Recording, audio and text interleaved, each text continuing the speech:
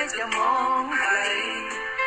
อยากจะรู้สี่ห้องของใจเธอมีใครจับจองเป็นเจ้าของแล้วหรือยังได้ยินมันทักทายให้หวั่นไหวแต่ในใจมันช่างจะเขินอายไม่กล้ามาสบตายามพบเจอ